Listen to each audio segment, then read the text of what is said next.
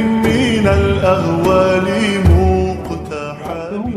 کہ ایک بہت بڑے سنگاریڈی میں بہت بڑے اللہ والے گزرے، تو وہ ایک جو ہے کیا بولتے سو حیدرآباد سے ایک بزرگ آئے، چھوٹے بچے تھے وہ، تو اٹھ کے کھڑے ہو گئے، تو ان سے پوچھے پیر صاحب سے کیوں کھڑے ہوئے صاحب؟ وہ تو بچہ ہے. بولے تم کیوں کھڑے ہو گئے؟ بولے تم تو اتنے بڑے پیر ہو، اتنے بڑے مریدین ہیں، تم ان وہ بچے کے لیے کہیں کو کھڑے ہوئے؟ بولے تو وہ بولے یہ بزرگوں کی آل ہے. بولے کیا؟ بولے بزرگوں کی آل ہے. بولے ادب ہم پر فرض ہے. بولے ایک واقعہ سناؤ ادب کے اوپر.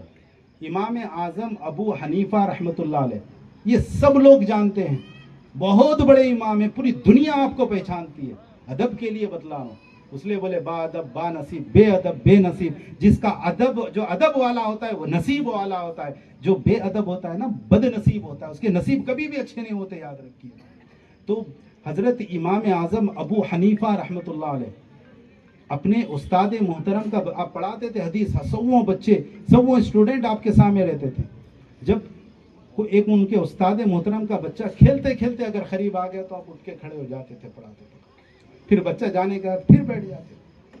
پھر بچہ آیا تو پھر کھڑے ہو گئے. کھیلتے وقت بچہ 100 دفعہ آیا تو آپ 100 دفعہ اٹھ کے کھڑے ہوتے تھے.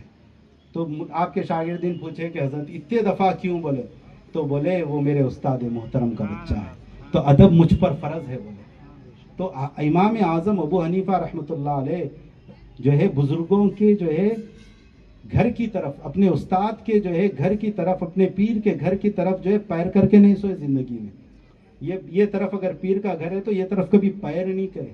اس لیے اللہ ادب کی وجہ سے وہ مقام دیا ہے، ادب کی وجہ سے وہ مقام آپ کو ملا ہے. دیکھو اللہ والوں کی توہین کرو گے تو یہ تو اللہ والے معاف کر دیں گے، مگر اللہ نہیں معاف کرے گا، اللہ نہیں معاف کرے گا. اس لیے اللہ والوں کا ادب بھی اللہ کے خاطر کرو، حضور کے خاطر کرو. کیونکہ آپ دین کیا سکھاتا ہے؟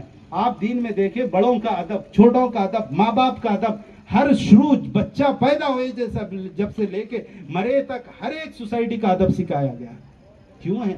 آپ دوسرے جو ہے مذاہب والے لوگوں کو جو دیکھیں گے نا، کیا لکھتے ہیں حضور کے بارے میں؟ اتنی عبادت کرتے تھے لکھے. دوسرے کتابوں میں، دوسرے مذاہب کی کتابوں میں حضور کی مثال جب لکھتے تھے تو کیا لکھے؟ اتنے سال عبادت کرے، اتنی راتوں عبادت کرے لکھے. سب میں زیادہ کیا لکھے ہیں معلوم؟ حضور کے اخلاق لکھے، حضور کا ادب لکھے، حضور کے معاملات زندگی لکھے ہیں. آج ہمارے مسلمانوں کے اندر یہی ختم ہو گیا ہے. آج جو ہے بچے بڑوں کا ادب نہیں کر رہے، ماں باپ کا ادب نہیں کر رہے، اور جو ہے ماں باپ جو ہے ان کے بڑوں کا ادب نہیں کر رہے. یاد رکھے بولنے سے زیادہ کر کے دکھانے پہ جو ہے اثر ہوتی ہے بات. ماں باپ اگر ان کے بڑوں کا ادب کرے تو بچے دیکھے تو یہ لوگ ان کا ادب کرتے. تو ہمارے اندر سے ادب نکلتے چلے جا رہا ہے. تو ہم کیا کریں؟ اپنے دل میں ادب کو پیدا کریں.